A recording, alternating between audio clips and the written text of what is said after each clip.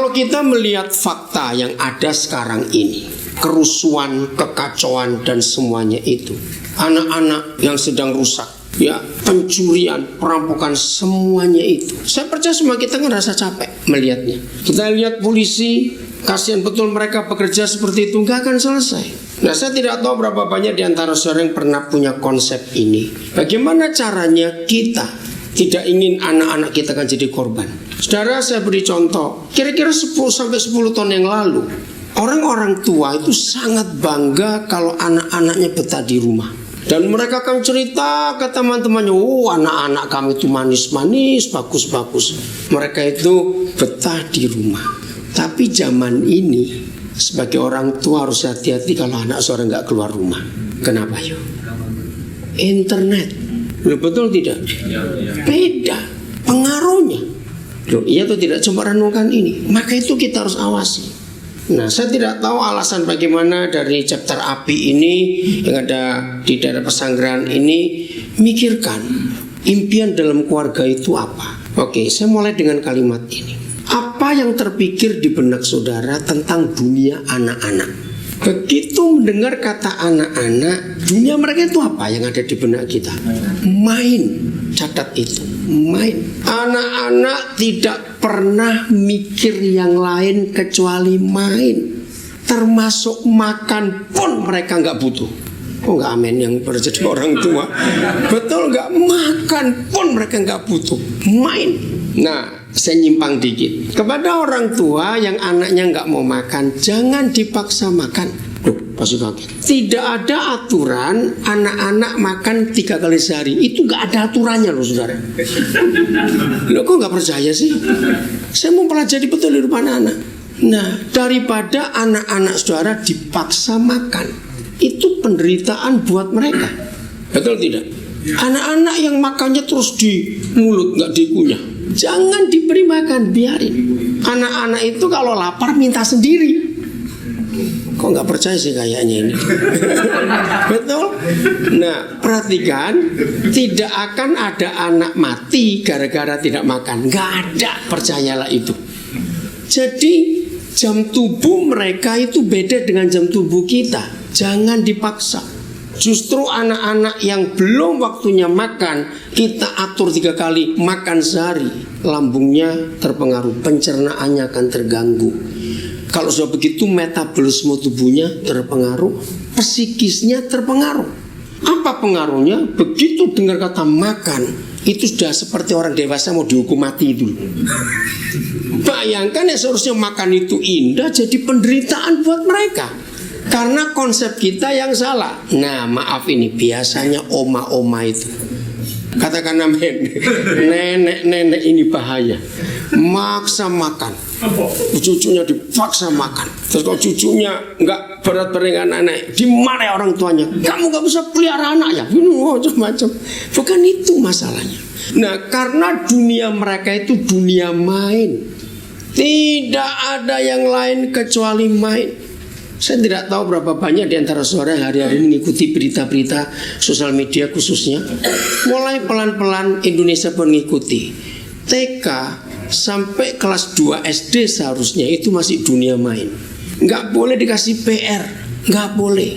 Mengikuti berita terakhir ini, dan itu setuju. Sebab dunia mereka itu main, nggak ada yang lain, pokoknya main. Kenapa Tuhan izinkan itu? Satu tujuannya, supaya kreatif. Betul? Makin banyak anak-anak kita larang, nggak boleh ini, jangan, apa jatuh. Nanti anak saudara jadi tangannya begini semua, nggak berani apa-apa. Ini salah, itu salah, ini nggak boleh, itu nggak boleh. Terus jadi apa? Saudara pernah dengar nggak kisah-kisah fakta di India dan di Afrika? Ini fakta. Di Indonesia pernah sekali 2 kali terjadi, tapi tahun 80 yang lalu, sekarang nggak ada. Anak-anak bayi, ya, daerah India, daerah Afrika kan daerah perang, daerah miskin. Ada orang tua melahirkan nggak mau pelihara, dibuang ke hutan. Ketemu serigala, ketemu binatang ini. Mereka hidup loh. Pernah dengar gak kisah itu? Loh, pernah dengar tidak? Nah, itulah fakta. Tapi mereka jadi seperti binatang. Dan mereka hidup, mereka gak mati. Kenapa saya harus mulai dengan konsep ini? Karena makin banyak kekacauan, kerusakan di luar kita, Penyebabnya itu dari kita di rumah. Ketika dunia main mereka, kita rampas. Setuju saya ngomong ini? Betapa kejamnya dan jahatnya kita. Berapa banyak orang tua, anak belum lahir sudah punya konsep, wih, temanku anaknya begini, waduh, sepupuku anaknya begitu, waduh, itu anaknya begini, anaknya begitu. Nah, bayangkan anak satu dibuat seperti banyak teori yang dipakai oleh teman-teman saudara-saudaramu yang lain. Mati nggak anak ini? Lu ngerti nggak maksud saya ini? Ini hal yang berbahaya sekali dalam hidup kita. Dunia main mereka tidak boleh kita rampas. Katakan amin. Biarkan mereka main. Kita akan lihat nanti ke arah mana mereka menujunya. Tapi hal yang paling sakit buat anak-anak, ketika dunia main kita ubah untuk masuk ke dunia kita, yaitu dunia peperangan di rumah. Saudara catat ini baik-baik. Tahun awal 80-an saya pernah buat research. Saya dibantu oleh beberapa psikolog, oleh ahli anak. Zaman itu masih belum banyak seperti sekarang. Maksud saya nggak punya satu tujuan yang akhirnya jadi jawaban buat banyak orang sampai hari ini. Dan saya bersyukur kepada Tuhan. Maksud saya buat riset waktu itu, saya itu hanya ingin menemukan kembang tumbuh anak itu pengaruhnya orang tua itu sebesar apa. Jelas modal saya cuma Alkitab, saya nggak pernah pakai buku yang lain. Ternyata muncul sebuah kasus. Kasusnya begini, ya, kenapa hasil riset ini kok justru menjurusnya kepada papa mamanya, padahal saya cari anak-anaknya. Nah, saya persingkat. Akhirnya saya harus buat riset yang kedua. Begini, akhirnya saja. Jadi menurut kalian anak-anak, kalian lebih baik punya papa mama tapi nggak berfungsi, atau kalian lebih senang lihat kuburan mereka? Saudara, saya nggak pernah terpikir kalau hasilnya itu mengagetkan. Bahkan tim saya waktu itu syok juga. Saudara akan kaget kalau saya tunjukkan fakta ini. Ternyata anak-anak itu berkata, kami lebih suka lihat kuburan papa mama. Itu merubah konsep saya semua tentang dunia anak. Tahun 2014 Januari, itu sejarah buat Indonesia kalau saudara ingat. Januari 2004 terjadi kasus pelecehan seksual sampai hari ini belum selesai. Meledaknya itu 2014 Januari, kalau saudara ngikuti. Berapa hari ini pemerintah sudah memberikan undang-undang hukum kebiri. Bukan itu jawabannya. Dengarkan ini. Ketika mereka sibuk mengurusi penjahatnya, mengurusin anak-anaknya supaya trauma mereka sembuh, saya tidak. Saya melawan arus. Kelompok-kelompok mereka saya ajak bicara. Hei, jangan sibuk dengan penjahatnya, ada yang ngurus. Jangan sibuk dengan anak-anaknya, juga ada yang ngurus. Sibuk dengan orang tuanya. Dengar ya. Siapa setuju bahwa Tuhan waktu menciptakan anak-anak, termasuk kita dulu yang pernah jadi anak-anak, itu sudah ada sebuah komponen, kalau saya pakai istilah ini, naluri menolak orang asing? Jawab iya atau tidak? Ya. Termasuk om dan tantenya pun kalau asing buat mereka, mereka tolak. Nah, para penjahat itu, saya tanya kepada saudara, waktu mereka mau merebut anak-anak itu, pakai kekerasan atau iming-iming?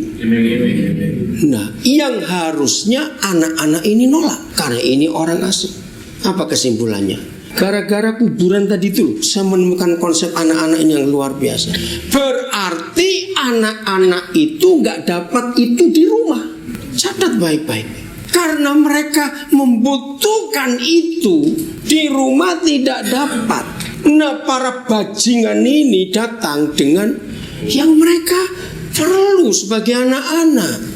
Betul atau tidak? Jadi peranan orang tua ini segala-galanya.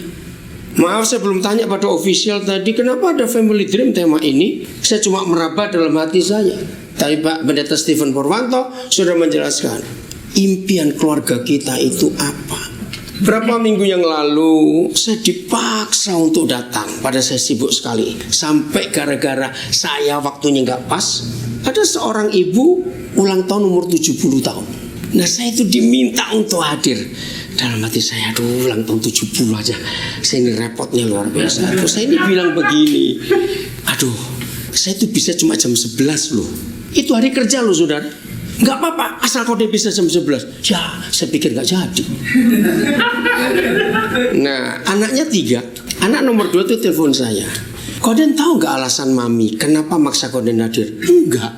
Kenapa? Nah, di sini dia cerita. Anaknya 3 ini sekolahnya di Honolulu tahun 90-an awal. Nah, saya itu merintis pelayanan di Honolulu dari akhir tahun 80-an. Kelompok mahasiswa Indonesia. Nah, bertahun-tahun saya bolak-balik Indonesia, Honolulu, Amerika, ke state yang lain juga. Sampai anak 3 ini lulus semua. Dan mereka semua jadi orang yang berhasil. Nah, terus anak kedua ini bilang, mami itu ingin mengumpulkan saudara-saudaranya.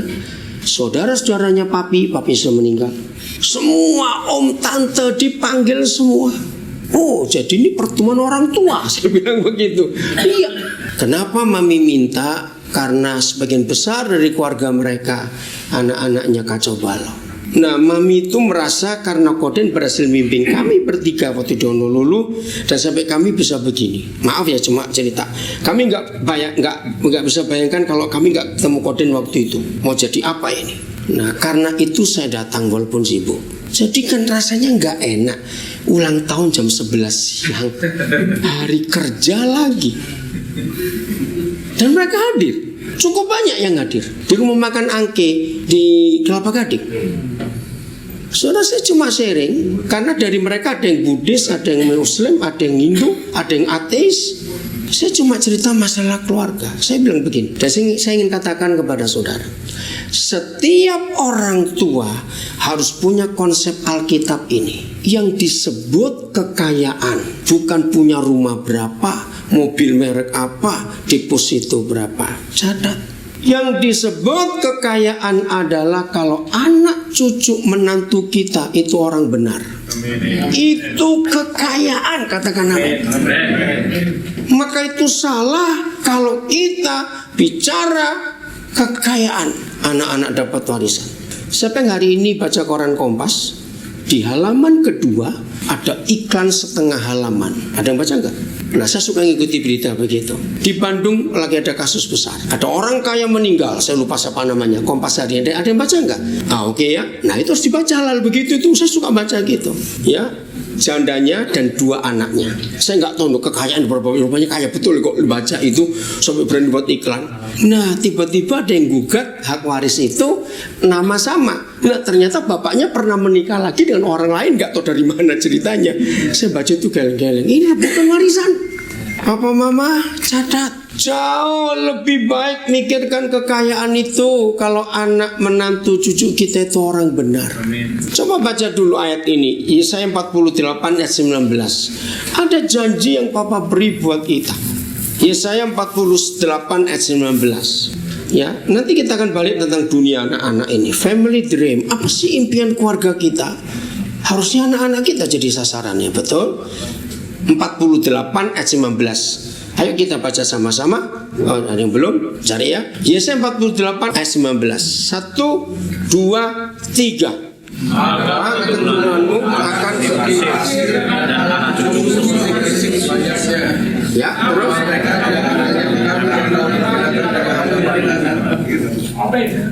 Amin. Maka keturunanmu. Tuhan ampuni saya kalau apa yang saya sampaikan ini ada yang melukai ayah dan ibu di sini. Dalam nama Yesus, saya minta maaf.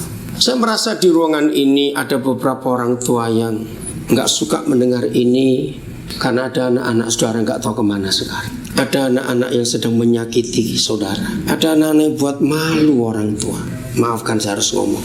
Tapi selama mereka masih hidup, percayalah Tuhan akan menjamah mereka. Tuhan akan menjamah mereka. Mulai hari ini pikirkan bahwa warisan yang benar bukan harta benda, tapi nama anak cucu kita tidak akan ditiadakan di hadapan Tuhan. Itu luar biasa. Bill Gates pernah membuat kejutan di dunia. Tahun 99 kalau tidak saya lupa. Dia memberikan warisan kepada anaknya 2 perempuan. Waktu itu kekayaan Bill Gates sudah 40 sekian miliar dolar. Waktu itu, sekarang sudah 60 lebih. Dia memberi warisannya dengan testamen ya, 10 juta dolar masing-masing. Wah, Amerika kan selalu itu kayak sekarang kampanye presiden itu beraninya luar biasa. Itu diungkapkan ke permukaan. Ada orang tua pelit, kekayaan 40 miliar kasih cuma anak 10 juta. Wah, itu kan biasa bukan Amerika. Akhirnya Bill Gates buat konferensi pers dan saya ngikuti konferensi pers. Bagus sekali. Ada 3 poinnya, ya. Saudara mungkin bisa ada di Google atau di YouTube bisa cari. Waktu itu anak-anak Bill Gates masih umur belasan tahun, 12-13 tahun, antara segitu, perempuan dua-dua. Ini alasan Bill Gates yang pertama.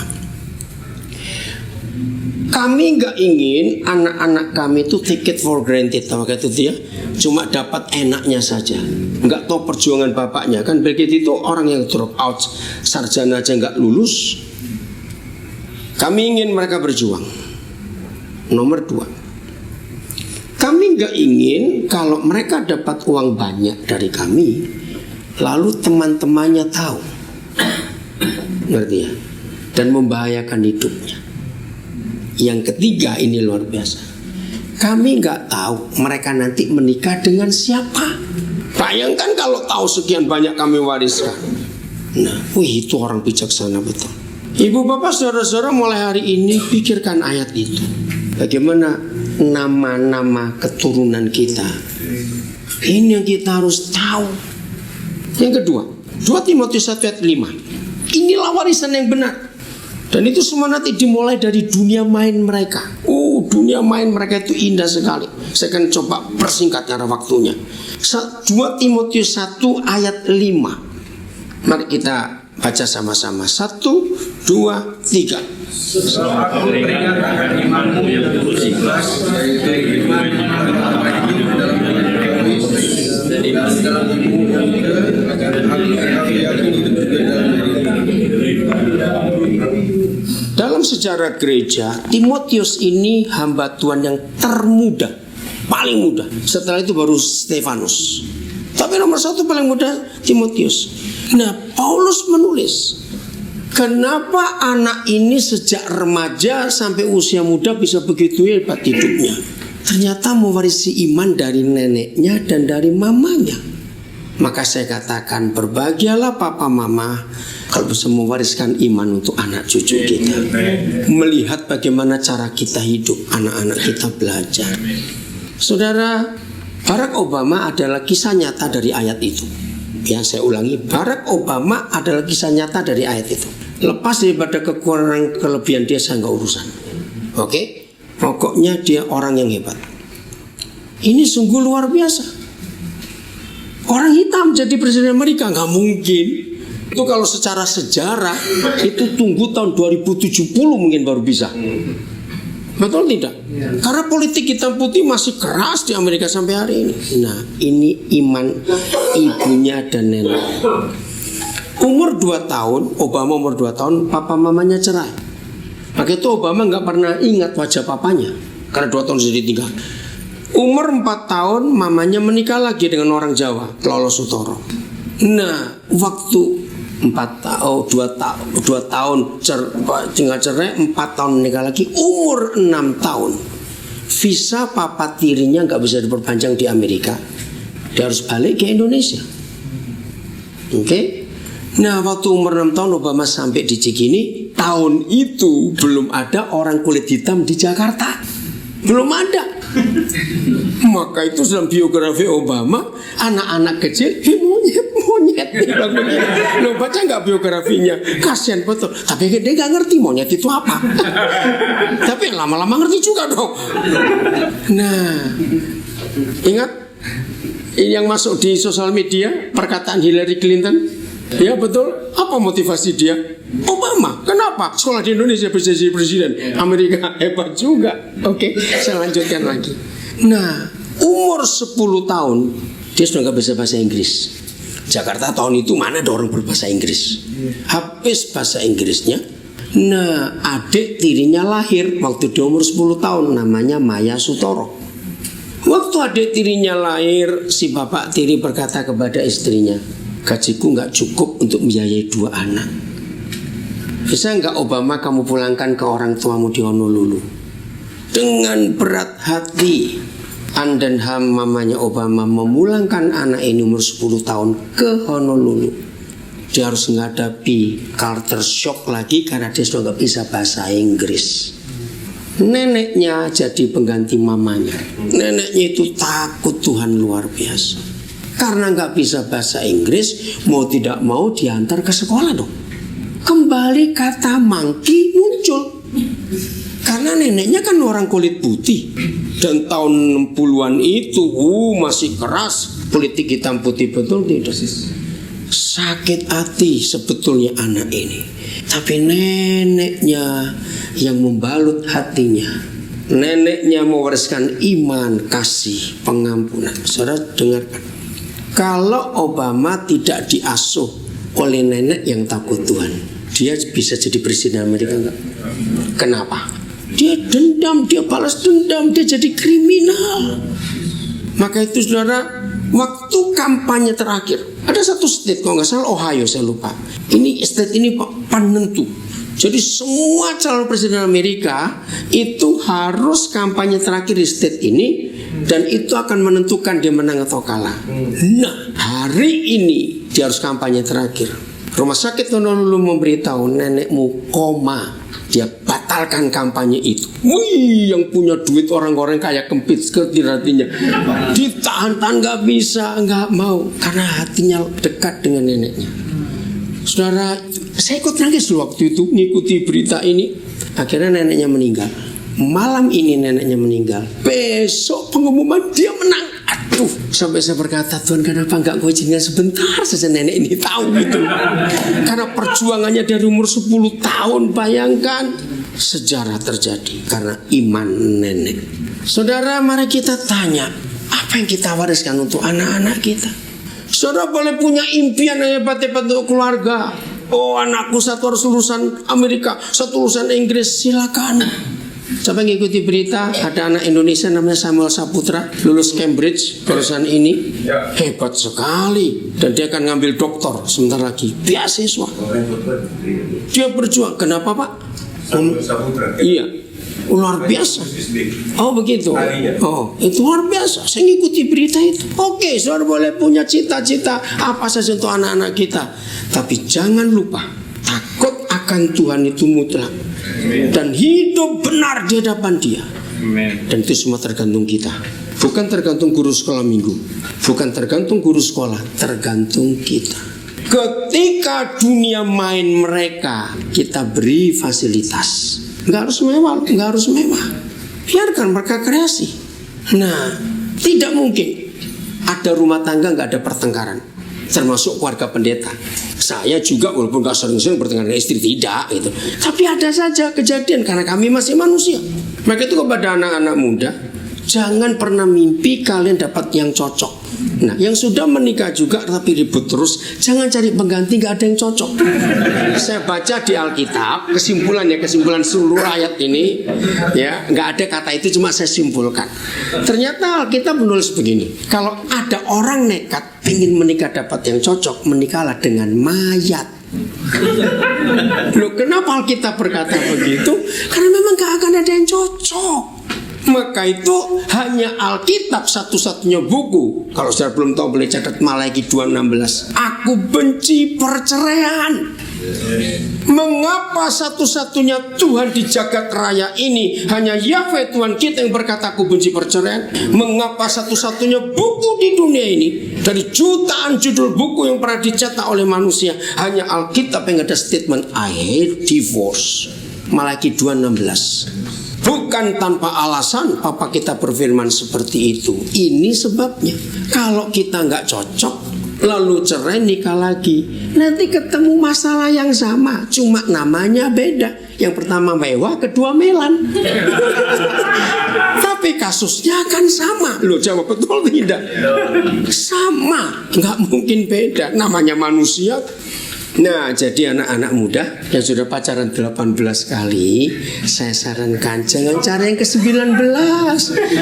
Sudah nggak usah pegang orang lain. Lihat sisi luar, awas, lihat.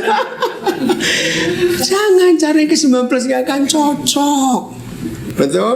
Nah, kembali yang ke nomor 15 atau 17 lah. Jangan kembali ke nomor 1, sudah punya anak, kelamaan kamu tunggu. Oke, ini ilustrasi yang gampang. Jadi nggak akan ada yang cocok. Setuju saya ngomong ini? Maka itu terimalah kekurangan kelebihan pasangan kita, seperti Tuhan menerima kekurangan kelebihan kita. Maka rumah tangga akan aman. Amin. Maka itu satu kekayaan untuk rumah tangga yang Papa sediakan. Ini luar biasa. Bukan emas merah, bukan berlian, bukan deposito, bukan apa. Firman Tuhan menulis kekayaan yang terhebat buat rumah tangga itu sederhana, mengampuni. Jangan kehabisan pengampunan. Uang boleh habis, tapi pengampunan tidak boleh habis, saudara. Karena setiap hari kita bisa buat salah, pasangan kita bisa buat salah. Tapi kalau ada pengampunan, selesai semua. Nah, ini dia. Kalau suami istri rajin pengampunan, maka dunia main anak-anak gak akan dirusak. Saudara, anak-anak itu gak ngerti cerai loh. Ya jangan coba tanya lah, pokoknya percaya. Betul gak? Kata cerai itu anak-anak itu gak ada. Tapi aneh, begitu papa mama bertengkar, nggak berkelahi, berkelewatan itu. Bedanya apa tuh? Tahu ya? Bertengkar tuh mulut, berkelahi itu pakai tangan gitu maksudnya. Ya, anehnya di sini, begitu papa mama bertengkar, anak ini pasti nangis ketakutan. Pernah mikir nggak itu? Wih, di situ saya ikut merasa sakitnya hati anak-anak ini kalau papa mama bertengkar. Maka itu dianjurkan, kalau terpaksa kita bertengkar karena kita manusia, cari kuburan. Ribut kalau di situ gak ada yang dengar, orang mati semua kok. Itu logikanya, kita aja sudah puas-puasin di sana. Jangan di depan anak-anak. Sebab dunia main mereka gak bisa dirusak. Kita tidak bisa menyeret anak-anak kita ke semua masalah hidup kita berdua. Setuju saya ngomongin? Gak bisa. Maka itu lihat buktinya. Nah, sejak riset itu bahwa anak-anak lebih suka lihat kuburan papa mama daripada lihat papa mama hidup tapi nggak berfungsi, saya itu merubah betul konsep ini. Kasihan mereka, kasihan mereka. Saya ulangi lagi, jangan seret anak-anak kita ke kejahatan kita. Amin. Jangan sekali-kali, mereka nggak tahu itu. Nah begini, mungkin tidak semua kita tahu, tapi pasti ngerti kalau saya berikan contoh ini. Karena saya pernah ngalami di beberapa keluarga.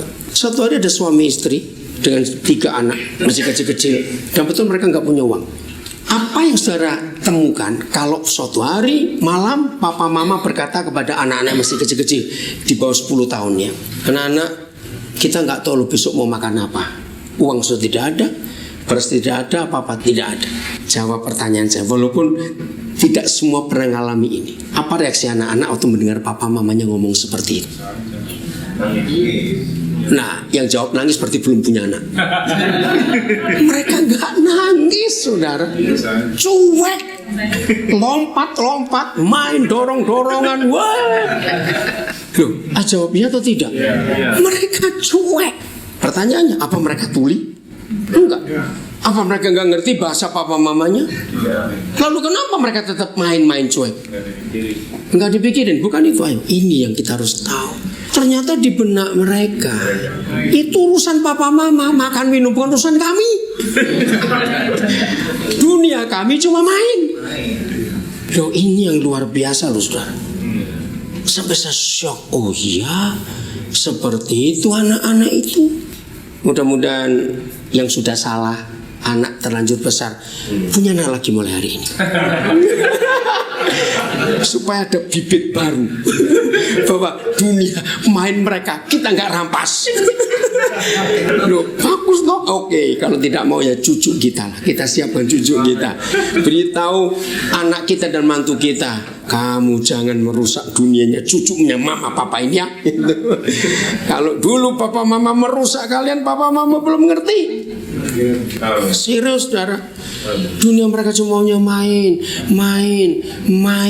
Disitulah kreativitas itu muncul. Amin. Kalau setiap keluarga punya impian seperti ini, penjara tutup, pengadilan kosong, jalanan aman, karena nggak ada anak-anak jahat. Amin. Dengan kata lain, anak-anak jadi jahat itu nggak ada universitasnya, tapi ada dosennya. Siapa itu? Papa mama ini dosennya yang membuat mereka jadi jahat. Betul? Ayo berubah. Ini penting sekali. Saya pernah jadi gembala hampir 14 tahun, saudara. Waktu itu di Surabaya. 3 tahun pertama saya menemukan hal yang sangat mengagetkan. Ternyata saya itu dibohongin oleh jemaat itu. Gini bohongnya. Kalau saya lagi khotbah, ya melihat mereka, duduknya manis, harmonis gitu ya. Zaman itu belum ada handphone, karena ini sudah lama sekali, tahun 80-an yang lalu. Ada beberapa keluarga yang sengaja ke gereja bawa Alkitabnya cuma 1 buku ya, bukan handphone. Terus yang istrinya sandaran di pundaknya suami, terus baca berdua begitu, mesra sekali. Pokoknya banyak lah kejadian. Tapi masuk tahun keempat, lewat tahun ketiga, loh kok jadi ada yang gak beres ini ya? Nah, kan gak mungkin walaupun gembala bisa nginep tiap malam di rumah jemaat ganti-ganti, kan gak lucu. Terus gimana caranya saya bisa tahu keadaan mereka? Saya berdoa, Papa bisa hikmat. Saya minta kepada Tuhan Yesus Gembala Agung beri hikmat. Hikmatnya simpel sekali. Mulai besok Daniel, kamu datangi semua anak jemaat jadi mata-matamu. Oh betul juga kalau begitu. Oh betul juga. Nah ini seru, saudara. Saya diberi 3 pertanyaan oleh Roh Kudus. Tolong ya anak-anak, mulai besok kalian catat. Dalam sebulan papa mama bertengkar berapa kali? Catat, kasih ke om. Saya tanya saudara, anak-anak nurut gak? Nah ini yang luar biasa. Bahkan gak disuruh pun cepat-cepat kasih. Oke, kita tertawa, tapi saya belajar. Ayo temukan mengapa mereka begitu sukacita. Saya kasih tugas untuk memata-matai mama papanya dengan berapa kali sebulan bertengkar. Ayo, kenapa? Ini penting kalau saudara tahu. Saya juga kaget loh. Saya tadi nggak ngerti mau dapat apa, tapi ini. Ada yang bisa jawab? Betul. Mereka itu nggak suka papa mamanya bertengkar. Maka itu ketika gembalanya memberi tugas, mereka senangnya luar biasa supaya mama papa nggak bertengkar lagi. Wih. Pertanyaan kedua saya beri kepada mereka. Tolong catat. Berapa sering papa mama makan bersama? Karena begini Tuhan Yesus mengajar. Satu-satunya tanda bahwa kita sudah mengampuni, ya, satu-satunya tanda. Saudara baca 4 Injil akan ketemu konsep ini. Satu-satunya tanda bahwa kita sudah mengampuni dengan tulus dan sepenuh hati, kalau kita sudah bisa makan dengan orang yang itu tadi.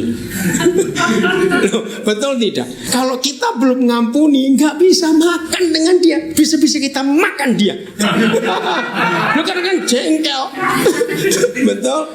Nah, ternyata anak-anak nyatat. Ada yang sekian kali sebulan macam-macam. Terus bilang bukan begitu. Terus gimana? Kan saya nggak, waktu itu saya belum menikah, masa jadi nggak tahu. Beri pertanyaan ketiga. Oh ya, apa itu? Nah, ini semua Roh Kudus memberitahu saya, bukan karena saya baca buku. Tanya anak-anak itu waktu mereka lihat papa mamanya makan bersama, terdengar suara apa? Maksudnya kan saya nggak ngerti.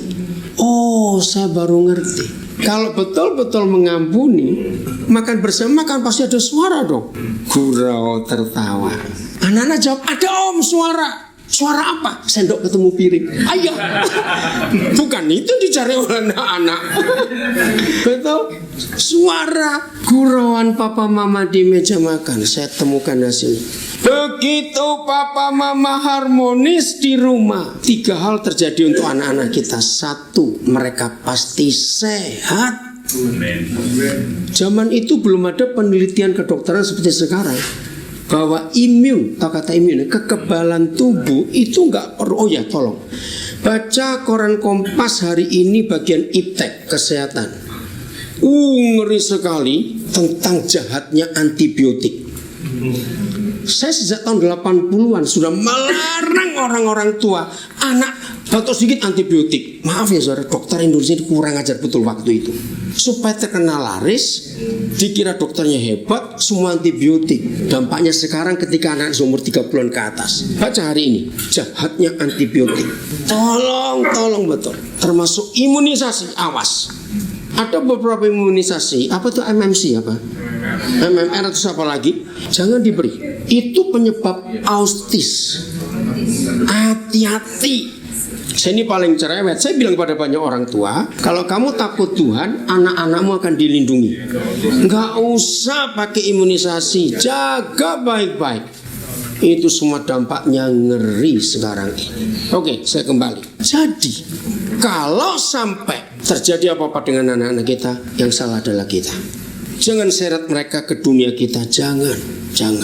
Nah, terus mereka satu pasti sehat. Sukacita hati mereka itu metabolismenya sempurna, betul? Imunnya bekerja dengan baik. Itu dampak yang pertama. Kalau papa mama bahagia, suka bergurau di rumah di depan anak-anak. Nomor 2, mereka itu tidurnya akan nyenyak. Ingat ya, pertengkaran kita suami istri hampir 100% pasti malam hari. Nah, kalau bertengkarnya pagi, siang, sore nggak kerja apa? Betul nggak? Pasti waktu di rumah dong bersama-sama kita bertengkar. Nah, pertengkaran malam hari itu buat anak-anak nggak bisa tidur. Kenapa ya? Karena mereka takut. Walaupun malam ini kita tidak bertengkar, kalau sudah kebiasaan kita bertengkar, anak itu nggak nyenyak tidurnya, dikit kebangun. Mereka bertengkar enggak ya? Bertengkar lagi enggak ya? Kasihan mereka. Walaupun saudara punya uang banyak, sekolahkan anak-anak sekolah paling mahal di Jakarta, yang bayar pakai US dollar. Tapi kalau tiap malam, hampir tiap malam kita bertengkar, anak-anak gak bisa pinter. Jawab ya atau tidak? Gak bisa, karena stres. Kasihan mereka. Jadi inilah 3 akibat kalau kita papa mama harmonis, kita papa mama bahagia, anak-anak pasti sehat, anak-anak pasti pintar, anak-anak pasti kreasinya luar biasa. Hebat sekali Tuhan itu memberikan hukum ini. Maka itu kekayaan yang paling besar dalam pernikahan apa tadi? Mengampuni. Sudahlah, ampuni. Jadi ketika papa mama, maka itu usahakan, walaupun nggak tiap hari, jangan tiap hari makan bersama, nggak mungkin karena beda-beda waktunya, apalagi Jakarta. Yang satu masih di jalan, satu sudah di rumah, satu masih di kantor, aduh sudah macetnya. Tapi sesekali lah, perlu sesekali papa mama kejar-kejaran di rumah supaya anak-anak jadi juri. Hore, oh itu menyenangkan loh, serius. Tapi jangan bawa parang waktu kejar-kejaran. Jangan. Ya enggak. Terus waktu makan klidik-klidikan gitu loh, yang humor gitu. Anak-anak senengnya luar biasa. Betul tidak kira-kira? Itulah dambaan mereka. Nah, suatu hari ada yang ketahuan, bapaknya marah karena anak jadi mata-mata saya. Nah, bapaknya nggak mikir macam-macam. Ternyata anak itu lapor ke saya. Lapor nggak? Lapor mereka. Om, ketahuan om. Wih, saya datangi bapaknya. Kenapa kamu marahi anakmu? Memang aku yang nyuruh supaya kamu nggak munafik lagi di gereja. Dan betul-betul hasilnya luar biasa dan sungguh menyenangkan. Saudara, yang dirindukan anak-anak itu bukan uang, bukan iPad, tablet, bukan. Yang anak-anak rindukan adalah surga di rumah. Amin. Dan mereka nggak rindukan yang lain, surga di rumah. Maka itu ketika anak-anak nggak dapat surga di rumah, larinya ke jalan, ke terminal, ke mall, dan ke tempat-tempat yang lain. Maka itu papa mama jangan kejam. Saya akan akhiri, jangan kejam. Saya pakai angka yang Musa tulis. Masih ingat Musa menulis umur kita paling berapa tahun? 70, kalau kuat 80. Nah, saya pakai angka itu. Kalau ada orang menikah umur 25 tahun, dua-dua umur 25. Lalu umur 26 tahun pertama, anak pertama mereka lahir. Nah, kalau mereka umur 35, berarti mereka sudah jalan berapa persen? Dari 70 itu loh, 50%, setengah jalan, betul? Anak ini umur berapa? Belum, kok 10 nggak salah dong, 25 kok anak umur 10 umur tahun 35 gimana? 9. Nah, dari angka 9 ke 70 jauh nggak? Jauh. Dengar, kita sudah jalani setengah jalan. Betapa jahat dan kejamnya kita kalau kita sudah nikmati setengah jalan, melukai yang baru mulai jalan ini. Ngerti kata-kata ini? Simpan itu. Anak-anak itu marah. Nah, hasil riset saya yang kedua begini. Saya dulu nggak bisa terima kalau ada anak dengar, saya dengar mereka berkata ribut pada orang tuanya. Kenapa aku dilahirkan? Saya pengen gampar itu anak. Kurang ajar, betul kamu. Enggak, terima kasih. Tapi setelah berapa kasus, saya ke kota ini, saya ke desa itu, saya ke pulau ini, saya ke provinsi, saya ke luar negeri. Loh, kok ada berapa anak ngomong yang sama? Berarti ada sesuatu ini. Akhirnya saya buat riset lagi dari kalimat itu. Kenapa? Saudara, hasilnya mengagetkan. Ada banyak hal yang bisa menyakiti hidup kita. Setuju saya ngomongin? Kita ditipu teman, difitnah, bohongi macam-macam. Tapi catat, hal yang sangat menyakitkan hati adalah kalau yang menyakiti kita itu yang melahirkan kita. Setuju saya ngomong ini? Kenapa mereka sakit hati? Ini dia hasil riset saya. 1. Tidak pernah terjadi di dunia ini ada anak-anak sebelum lahir membuat proposal ke orang tuanya, tolong lahirkan saya kah? Dia jawab, ada tidak? Jadi kalau mereka ada di antara kita, bukan kita yang mau, yang punya mereka yang mau. Maka itu jangan sakiti mereka. Sakit hatinya dalam sekali. Lah sejak saya menemukan riset ini, saya berubah. Begitu saya dengar anak berkata, kenapa kau dilahirkan? Saya peluk dia, saya datangi orang tuanya. Kamu apain anak ini? Ayo kita mikir betul-betul konsep ini. Papa mama yang gak sabaran dengan anak, saya berikan hukum ini. Saya belajar dari perkataan Tuhan Yesus. Belajarlah kepada siapa? Anak-anak. Kalau saudara sering berkata, kenapa sih kamu gak mau mengerti papa, gak mau mengerti mama, ini kenapa? Hari ini saya beri jawaban kepada saudara. Sebelum kali berikut saudara ngomong yang sama kepada anak-anak, dengarkan kalimat ini. Antara kita dengan mereka, siapa yang pernah jadi siapa? Ayo cepat jawab. Ayo. Antara kita dengan mereka, siapa pernah jadi siapa? Ayo jawab. Nah, kita yang pernah jadi mereka, mereka itu belum pernah sama sekali jadi kita. Gak lucu dong, tua dulu baru kecil lagi, apa-apaan. Nah, pakai logika. Dalam hubungan kita dan anak-anak, seharusnya siapa yang ngertiin siapa? Lah yuk jawab. Harusnya kita ngertiin mereka, karena kita pernah seumur mereka, cuma lupa. Itu aja, cuma lupa. Maka itu sakit hati mereka bertambah ketika kita salahkan mereka. Baca berapa berita yang terakhir, anak di bawah umur 7 tahun kok dibentak sekali, sekian juta sel otaknya rusak.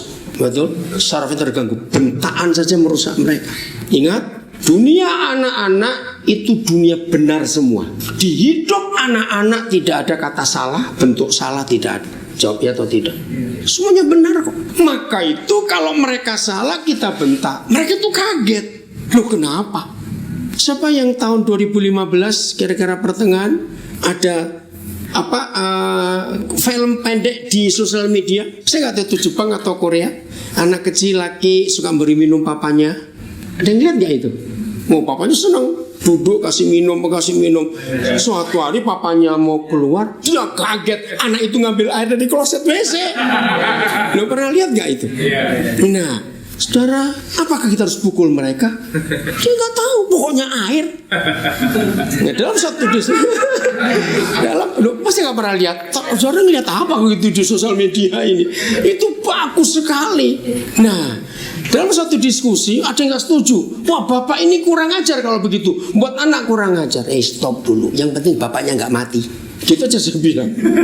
Ya toh? Sama seperti terakhir ini, saya gak tahu siapa yang ngikuti. Terjadi polemik di sosial media bahwa dunia ini ceper katanya. Ada yang ngikuti gak berita itu?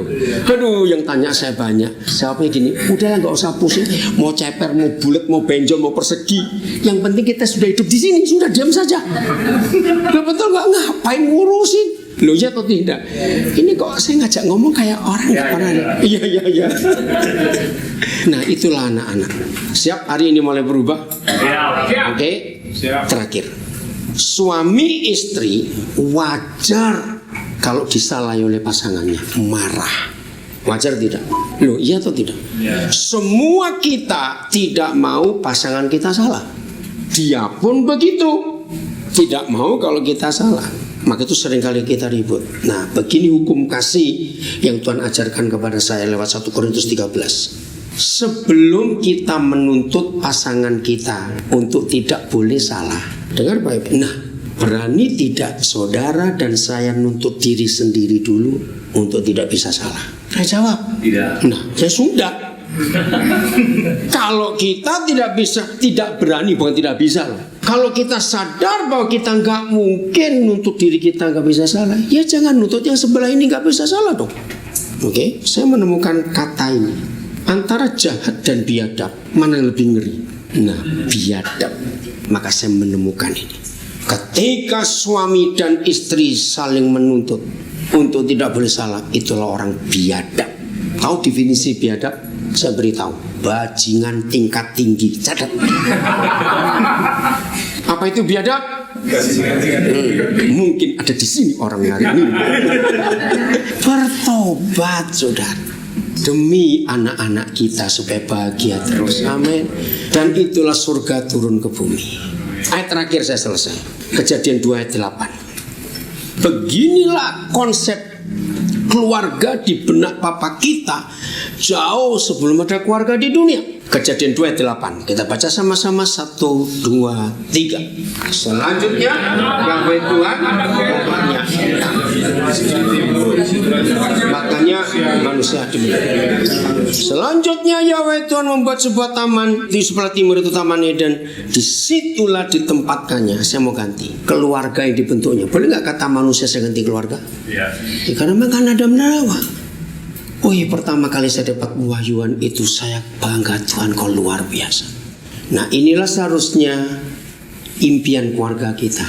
Amin. Jadi begini, Papa kita menciptakan dunia, lalu menciptakan manusia, lalu menciptakan keluarga. Itu konsepnya semua keluarga harus hidup dan tinggal dalam suasana taman. Ayo, apa yang muncul di benak kita kalau kita mendengar kata taman? Hijau, indah, apalagi cepat, damai. Ayo, sejuk, tenang. Apalagi kok nggak ada satu kata? Ceria, hampir betul. Bermain, ayunan, langsung begitu dong. Loh, betul nggak? Kenapa nggak mikir ini? Lupa semua pernah jadi anak dari dulu. Itulah dunia yang Tuhan ciptakan untuk kita. Mari kita jujur pada diri kita sendiri. Akhir-akhir ini suasana keluarga kita seperti taman. Apa lawan katanya taman? Belukar, padang gurun, gersang, tandus. Apa yang terjadi pada anak-anak kita kalau mereka hidup, lahir, hidup, bertumbuh dalam suasana taman? Mereka jadi anak-anak yang luar biasa. Betul? Ternyata kita berdua adalah orang yang paling aneh sedunia. Orang yang sama, suami istri, bisa ciptakan surga, Taman Eden. Tapi orang yang sama bisa menciptakan semak belukar dan padang gurun. Betul? Tergantung kita mau mengampuni atau tidak. Maka kalau kita menuntut pasangan kita untuk tidak salah, kita orang biadab. Artinya bajingan tingkat tinggi. Catat itu baik-baik. Ngeri sekali. Saudara, ayo kita berubah. Kalau rumah tangga kita akhir-akhir ini sudah jadi semak belukar misalnya, jangan takut. Papa sediakan kita satu alat untuk merubah jadi taman. Alatnya sama, mengampuni. Pulang dari sini kita penuh pengampunan. Selesai. Surga turun ke bumi lagi. Tuhan memberkati kita semua dan jadikan Taman Eden di rumah kita.